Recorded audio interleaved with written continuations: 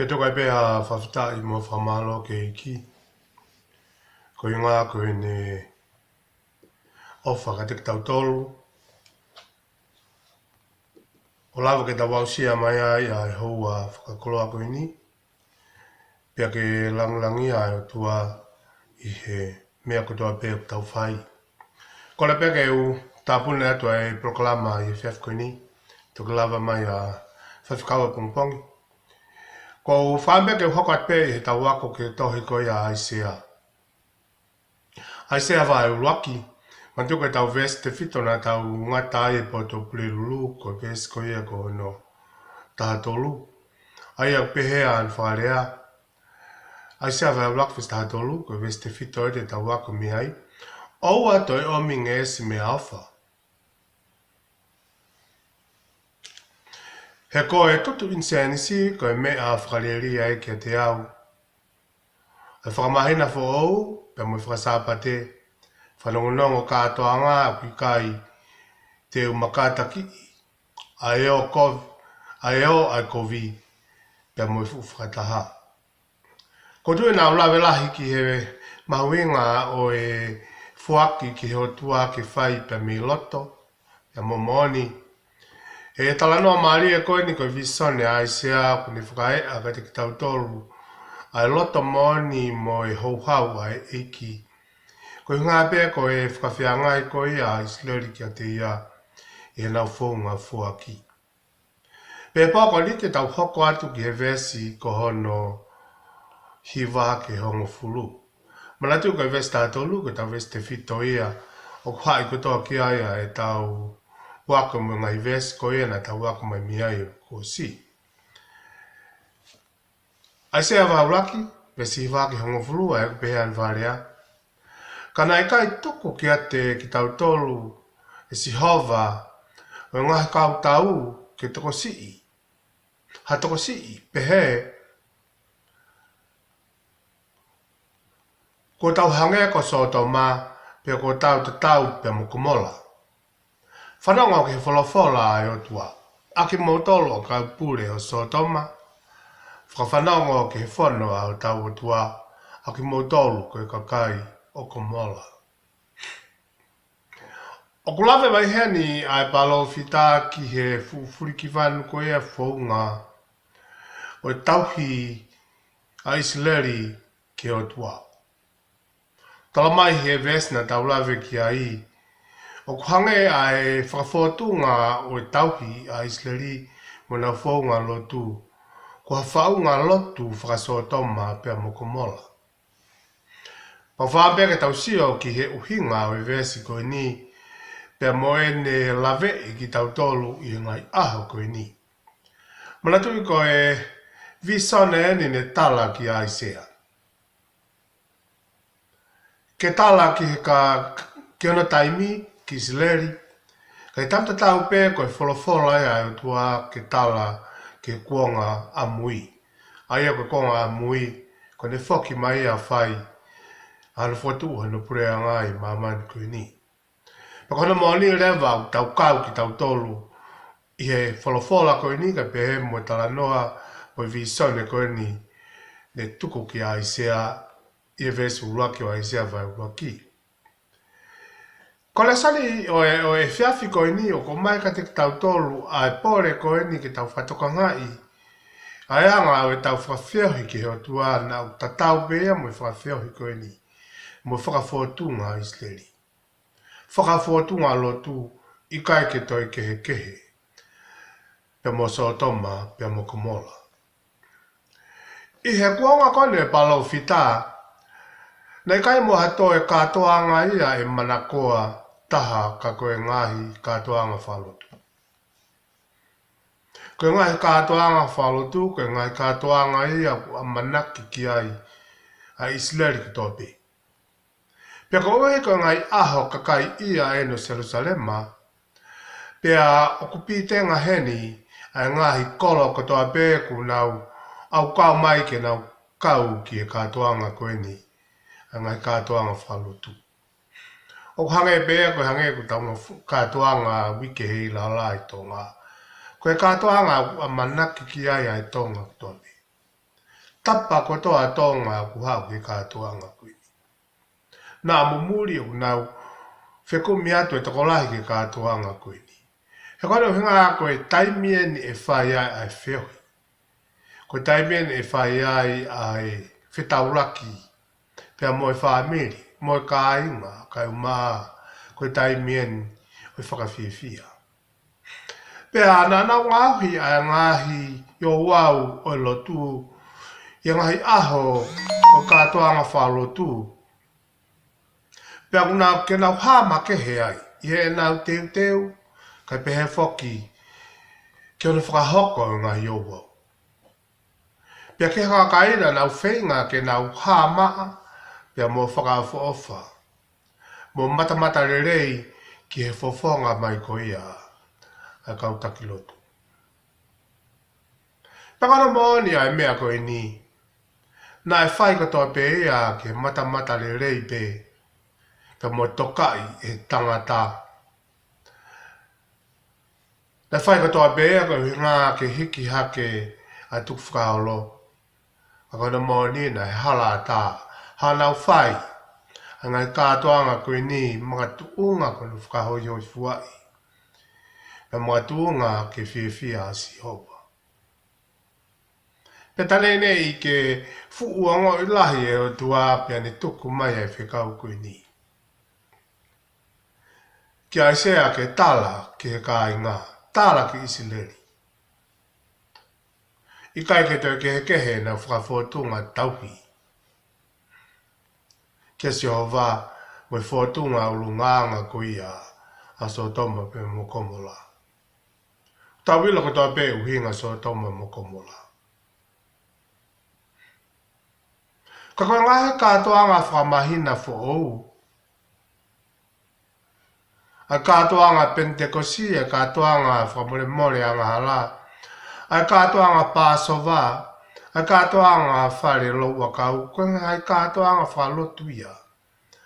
Oku a manaki le rei ki ai a isileri, ke na whakatataha ki ai.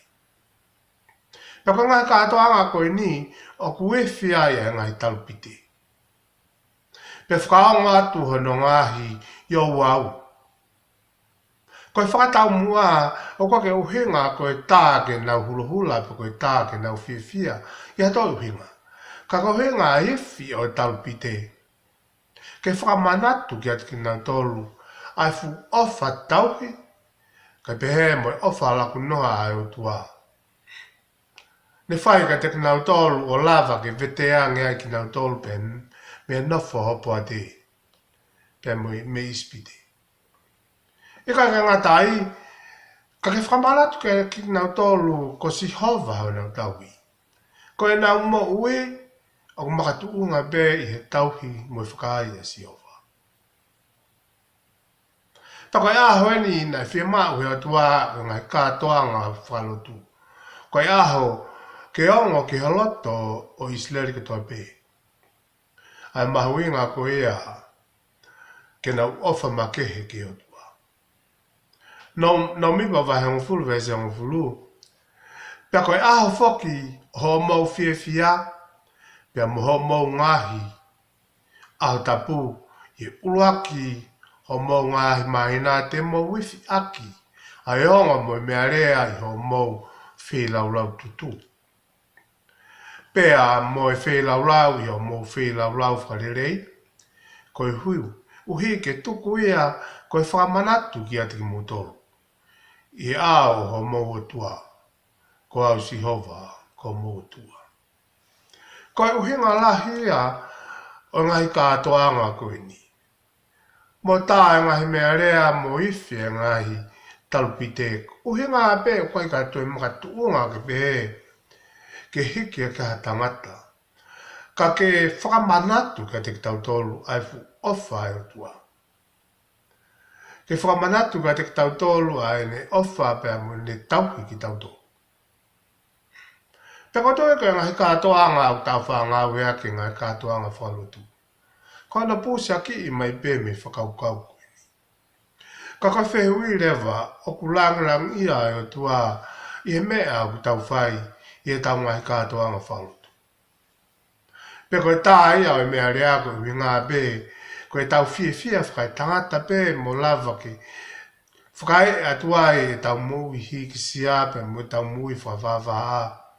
Mo fi au au hi. He koutou e koe no mō ni pe ia. Ka koe mea o tokanga make he mai ai utua ki ai. Ke manatu i he tangata mo whiwhine kotoa pe. A toko taha ko ia kune whai. Ano tauhi. Ai tau mōi. Paka ngā katoa whakalotu koe ni, nai whai ia i he aho i fitu. Paka i aho koe ano walu, koe aho lahi taha ia. He koe aho whakaosinga ia ngai katoa ngā. Aki nai whai ia i nā ngahi kai mea kai. Ui ngā pia koe aho whakaosi ngai katoa ngā aho no fitu. Koe aho ia kunai ui, koe aho e whakataha tapu.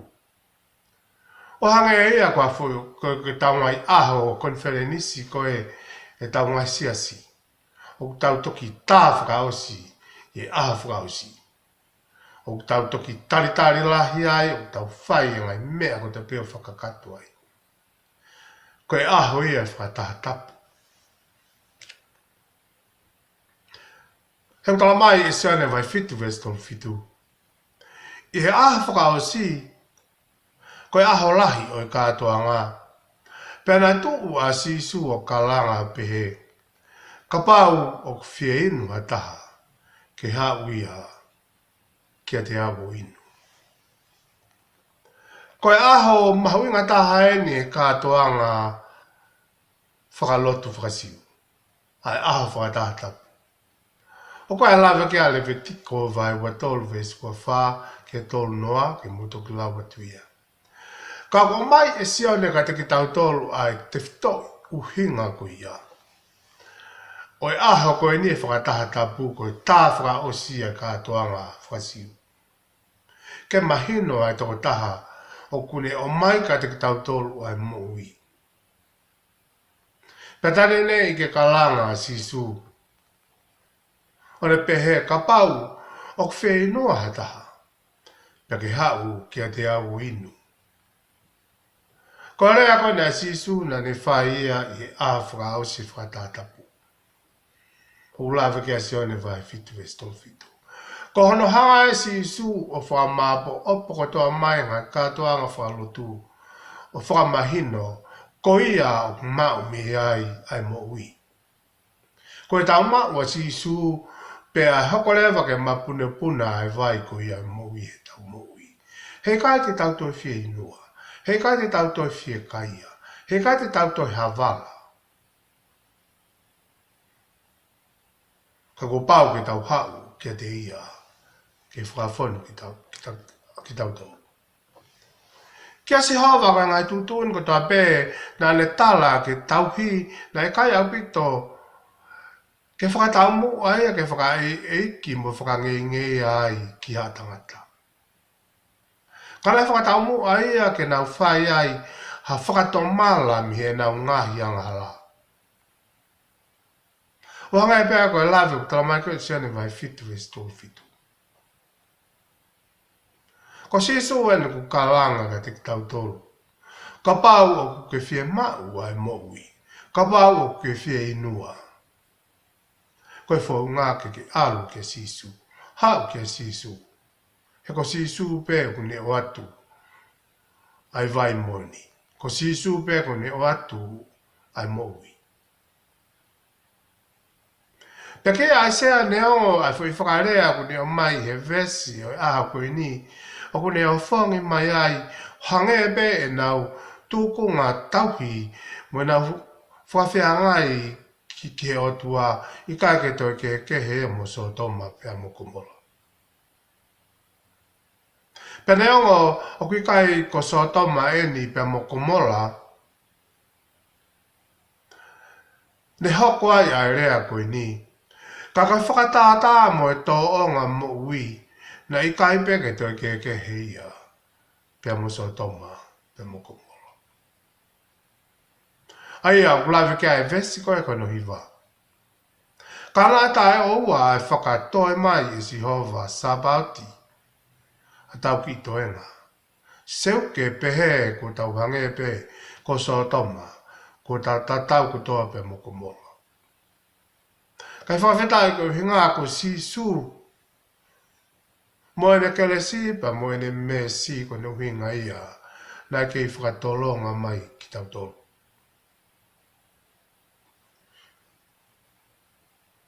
Ka pau pena i kaya si su. Pa moe ne me si, moe ne kele si ko e vai o mo hui. Kono mo ni e whaka au hako tōk tau tolu. O hange pe ko so toma. Pe moko mola. Ka tau whanau heni ki he kelesi ofa ai o tua. He leonga pe ai ngahi fu ulungaanga le whalirifu o isleri. Ka he taimta tau pe o ko kakaha e whekau o ko mai. O ko fu whewheka no o mai o tua. Whakatoto o mai ai hea ko toa isleri ke nau sio ki ai. He taimta tau pe. O ko toki turi mui atu ai neo whaba mo ene kelesi. Ki Aisea, ko tūnga mo'uia na lolotonga whanonga ai a Isleri. Nai kai ka toi ke heia, pia mo tūnga mo'uina ia i ko ia, a so toma pia mo komola. Ki Aisea, ko tūkonga mo'ui, ia i beia na lolotonga whanonga ai, honau si. Pia mo honau ngahi, katoanga whakalotu. I kai ke toi ke heia mo i tauhi. Koe fwoi so toma mo kumola tā tāpi. Pia kuanga whewela, ka whamanatu o mai ka te tautolu o ki ai e ke resi mo i ofa e pa. Pia ka whewia ka te tautolu ki tautu e whakawhakai iange ai anga o i tau wheohi ki o tua. Whawhakai iange anga ai whakawhea ngai e ngai whungawaka o tau kau ki ai. Koe whehui, ko hai, o ku lang ia ngai katoanga whaloto o tau whai. Pea ka pau kai ko si hova, pea ku mōni lewa e rea i o pōko ini. I kai ki tau toi ke kehe ki tau tolu, pea moso o toma, pea moko mola.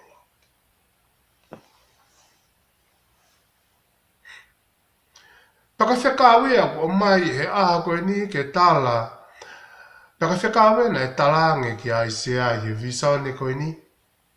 I kai ka ngata pe ki Isleri ka ki e amui, ke tala, pe mo whakamanatu. Koe whakatau mo a kotoa pe ki hono whakahau hawai o e tau tōnga mo i whalutu. Koe tau mo a kotoa pe au whi mau e o tua ke whakahau hawai e tau whakahau i fua ke tia.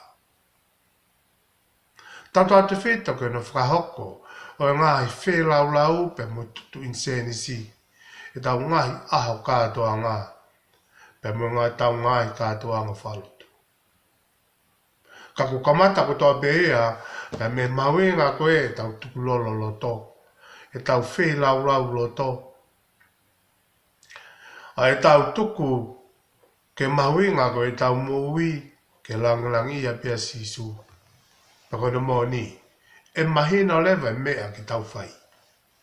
E mahina lewa e mea ki tau io o whai mo e mea o koe ki te tonu ki tau whai. Pa koe tue pa wheho ia ka te tau tolu e ah koe ni. O ku whe anga e tau whakawhia ngai ki o tua. Nā o tau whakamate i pe he lotu mo i fuakawe ngā.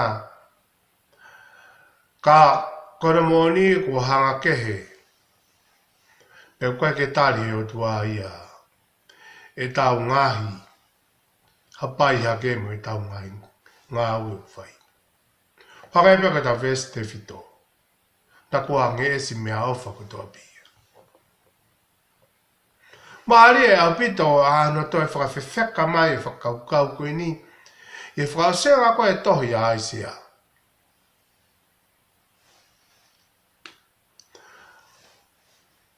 O hanga e Aisea whamatala ka tik tau tolu. Ono hanga e o tua whakahoko. Ai mea koe ni. whakakakato e mea e hoko. Ka teke nau tolu ko ia e kake nau tafoki o liliu. Ai sea vahe no vesi wa wha. Ko i ku anga e ni o ki nau tolu ko ia mo ki nau tolu ko ia o koe ke nau whai to tonu ki o tua. O koe ke nau mui whakapapa mua pasia. Tamai e sea vahe no vesi wa wha. Pea te nau alu atu o si o ki e sino e ka kai kutoa. Kua ngatu u kia te au. Hei kai mate honau ua ngā bea i kai mawhuifui o nau a whi. Pea te nau hoko koe mea palaku he aho o ka kai kutoa. Whakaririfu e mea e hoko kia te ki nau tolu tala mai o kua ngatu. Mo i kai ke whaito tonu ke eiki. Hei kai mate honau wanganga. Pe kai mawhuifui ho nā wa whi he tutu he a whi ki nau tō. I kai peke toi mate. Pe te nau hoko koe mea paraku he ao he kakai kutoa pe. O kuaselewa me he vesko e ni, tā koe mea koe na tokanga ki ai a kamataanga o tohi koe na aisia. Nā hoko atu pe ia e ne tokanga ki he toenga o tohi. He koe taonga, he koe vesi whakaosi koe ni ai sewa e no vesi kua wha. Koe i kuanga ia e whakamau, ke teka nau tōru koe ia o kuna wangatu ke iki. O au ki hana toki, whakakakato e ngai mea koe ia, e ngataanga koe ia o e tohi aisia. Koe ngataanga koe ia me whakamau ai o tua, uhanga e aisia, o mai ka teki tau tolu i e vesi ko hono ua wha i e wahe ko no. Nak tu klavet ki ai. He kai te mate hona uanga pe i kai mawhuifui hona wafi ke te nau hoko koe mea palaku e ao i ka kai kutoa pe. Koutou ka whekau mahuinga ka te tau tolu pia moi mahu i ngā koe ni. O e tau tafoki. O tāri a sisu ke tau moi. Pia ka whehoi ka te tau tolu pia moi whakatokanga lahi o ko mai he rea soni pōkoe ni. Oua te ke whehinga ke pausi e o tua. Oua te ke whehinga ke aka ke mea masila. He ku mahino mahe na tuku e ku anga ki nau tolu ku ngatu. Ka mea whakakoloa ka te tau tolu, lola tonga pe ai fuho hawa e tua, kisleli. Lola tonga pe ne pōpō aki koe ni pe mo e ka kaha o ne whikau. Kua ne tue whakatafe mai. Ai pōpō aki o e o wha pe mo e whai mesi. Ane roto whamore more. Paka whatoko a ngai ka te tau tolu ke oa te tau whai vare aki ai ofa e tua. He kona maoni o tu nuku mai ai aho e kai ke toe. I ai ha whainga maari e. O whakamore more anga hala ke kau whai anga hala. Koe taimi pēni ke tau tafoki ai. O whalerei e tau moui pe moe o tua kone hunga e tau ke mau e moui. Nā whaiwhaiange e kua hoko mai ai aho e mate. Pe ai ha aho e whakamau i tau tōru pe kake toi loi ai vesi. Ia ai sea vai no vesi wafa. Kai whawhita i e vesi tā walu ke tā i wā. O panga e o tua o tāla mai ka teki tau tōru ai mea koen ke whamanaki le rei. Nea bea e ne hau pau, kua kune te tuku mai pe whainga maari. Koe whainga maari e pe i e tau ke moui, whatakwa ngā ia. He ka ke maa whainga maari e ia, i whaitoka. Koe mea mahui ngai ke tau whakatotun ton lewa he āu koe ni. Mo whanongo ke ngai vesi ko o atu, pia ke hoko e koe mea ke tau ki i te teki. Mo tau te teki ki he kuanga, koe mea koe ni. Koe talanga taa me whai anga hala. O mai heo tua e festavalu pe mita iwa a ene fai mesi mo ne popo aki ofa. O ku pehe si hova. Mo hau pea ke tau warea whakataha. He neongo ai tatau o mo wanga hala pea mo kula au aho. E hoko ia ko hine hina o hange ko uha hina eki aki. Ka pau o kula mumu ia o hange ko kula mumu. E tatau ia mo e fulflu i sipi. Ka pau te mo loto ki ai pe mo talango fua. Pe te mo kai no le rei o i whanua. Whawheta i lai e eki. Nea wa befe wheka e whekau kua mai. Kune ke i tuku mai pe. Ko e whaunga pe no ngene tala mai. Momo mai ke tau ware rea. Whia mau hea tua ke tau whoki ai. Ke tau ware rea, tau pōtala noa. Tala ho tau roto ke eki. Ki he tau rotu ke te ia. Ke le toko ni au tau ngahi whainga taa. He une tala mai heni he neonga pe ai kula aho aho e tau ngahi anga hala. Ka aku ke loto pe ke o mai ki tau tolu. Ke fufulu ake tata ma ngonga o la mi. Ka lava ke tau hoko ai o hina i kiaki. Ka maari e hana mai ko e vestahi wa. I kai te te holo halala to api o tua ke tau whiri. Ta mai rewa vestahi wa. Ka pau pe te mo loto ki ai. Pea talango fua ki ai. Pea tāpua ki eni te mo kai honorerei o i whanua. Pakoto ko e pore ka te tau tolu mo i whakawhiewhia e tau hoko ke tau whanau ke wholofola e o tua. He koe rea ene e o tua e koe rea mea tangata ke pe e o uloi. He koe o tua e moho ke resi, pe mo tua i ki he hou hau. Peo tala mai he vesi koe ni a tala e whakamanaki de rei koe o tua ofa. Koe ofa ene o tua ka kui kai koe tangata. Pakara moni ne ka ki te whito ai sio a aisea ki hono. Whiri. Hono whiri i make he koe ia o Israeli koe kakai whiri. Me tuk whakaholo koe ia e tohi a sotosi. Kana ane wakai whakaluk fua pe mo sio ke tūngā loto o tangata ko toa pe. O i kai ke ngata pe i ha visone ki Israeli. Ka ke whakahoko mai ia. O ngai pe ko lave ko ia hono liliu e moritoni. Ai sea vai ua vesulaki koe wholofola ke talaki ke amui. Ki o tau kuonga. Paka whakamanaki o tuku mo ki tau tolu ki tau whaosia ke pōkuini. O pehe e si hova, mo hau pea ke tau ware rea whataha. He reonga pe ta tau e ai tau whaiang hala pea mo kula aho aho. Ai tau whaiang hala. Ka tene ngāhi ia ake tātā māngo ngā olami ke hina e ki aki. Koe whaunga pere tau ilo ia i mo maua e pure anga a wewani. Ko pāu ke tau whau atu i maanioni mo hina e ki aki ko ia. O lamare maanoni e ne ngāu e te tautu. Tangata mea ai ka tau toki hoko atu i e po to prelu ke whaisinga utala noa i aisea pa ke tāpukina ngutolo e ki.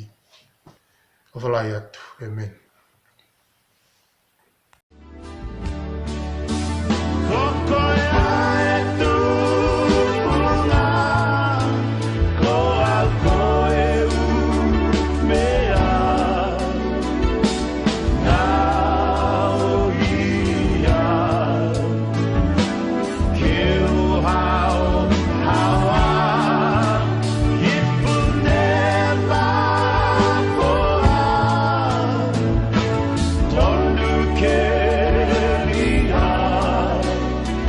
Que